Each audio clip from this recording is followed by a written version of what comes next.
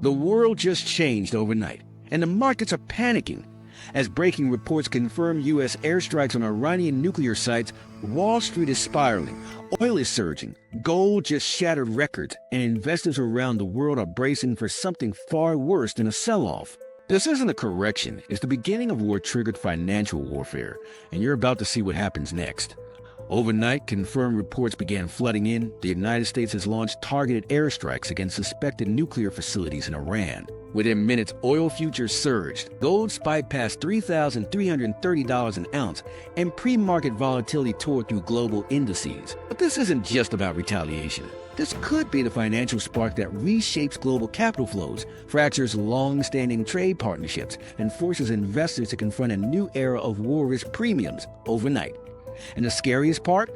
The markets still haven't priced it in. The Dow opened the day nearly 900 points down. WTI crude is climbing fast, already trading above $65 a barrel. Safe havens are absorbing global liquidity like a sponge, and as institutional traders brace for broader contagion, one question echoes louder than the rest. What happens if this war escalates? You're about to find out why this moment could redefine the global economy, and what the smart money is already doing before the average investor wakes up. Let's talk timing. This strike didn't happen in a vacuum. U.S. officials have been warning for months about Iran's accelerated nuclear development. Satellite surveillance flagged increased activity near multiple enrichment zones. But the markets largely shrugged it off, assuming diplomacy would stretch the standoff, or at worst lead to targeted sanctions. What changed is intent. This wasn't a message, it was a move.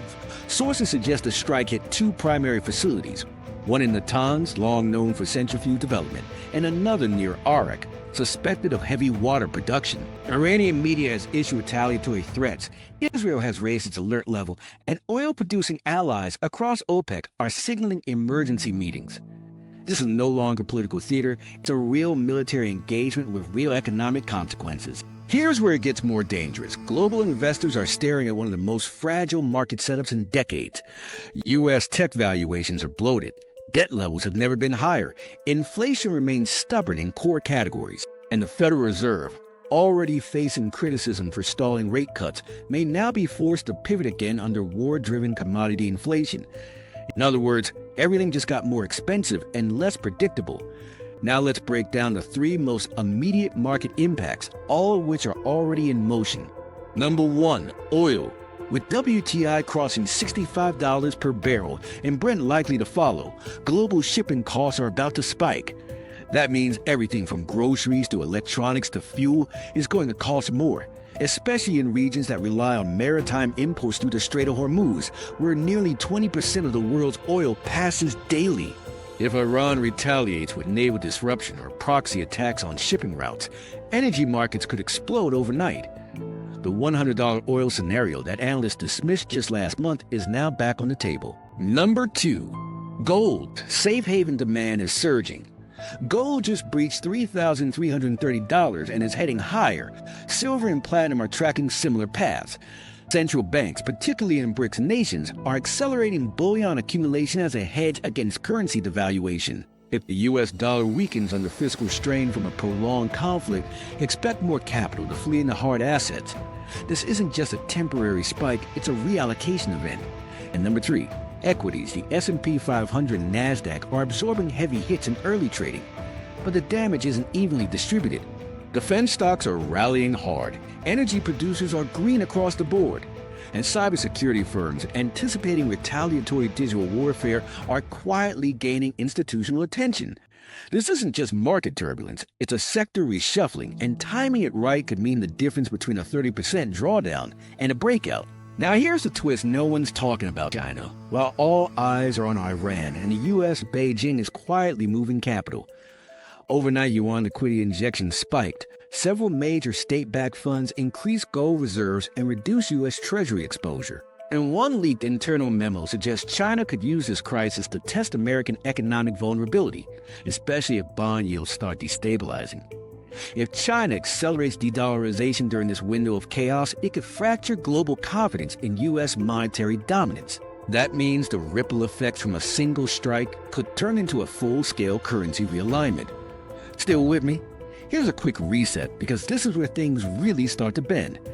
Imagine a three-front scenario: oil over $100, equities down 20%, gold pushing $3,600, and the dollar losing credibility internationally, all while debt servicing costs balloon and interest rates freeze under policy paralysis. That's not fear-mongering, that's a playbook, and investors are already starting to execute it. Now enter the derivatives wild card. Geopolitical volatility doesn't just hit spot markets, it detonates leverage. Trillions in options and futures contracts are now sitting on unstable assumptions, particularly those tied to energy spreads, FX volatility, and sovereign debt. If margin calls begin cascading across hedge fund desks, you could see a flash crash scenario unfold faster than during COVID. That's why major institutions are rebalancing in real time. Overnight repositioning shows aggressive buying in volatility indexes, long-duration gold ETFs, and short positions on broad indexes like the Russell 2000. Translation: the smart money isn't waiting for a press conference. They're already pricing in systemic shocks. And here comes the most chilling stat of all. Over $1.6 trillion in global capital is currently exposed to Middle East infrastructure investments, including oil pipelines, cargo terminals, energy grids, and telecommunications. If conflict spreads, even indirectly, the insurance implications alone could trigger a multi-hundred-billion-dollar wave of asset repricing and debt downgrades. This isn't a regional skirmish anymore, it's a new market axis where energy, currency, and security all intersect. And for the average investor, most won't see it coming until it's too late. Let's talk about opportunity. Times like these create the fastest wealth transfers in market history, but only for those who act decisively. Capital will flee noise and chase stability.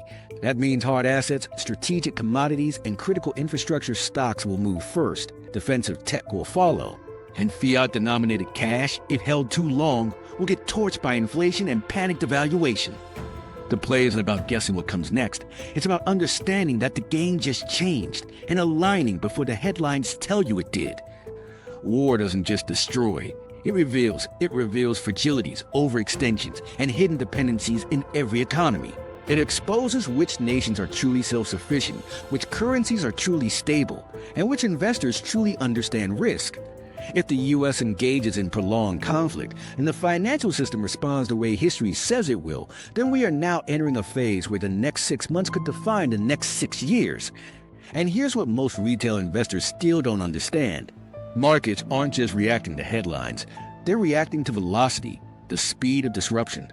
When geopolitical events hit this fast, asset reallocation doesn't wait for clarity. It moves on instinct, on pre-programmed models, and on capital flight to wherever the storm looks smallest. The days of waiting for confirmation are over. This is now a market of preemption, not reaction.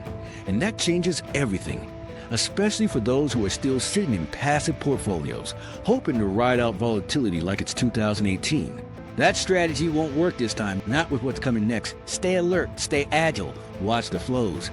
And if you found this breakdown valuable, subscribe now, because when the world gets louder, Wealth Signal gets sharper.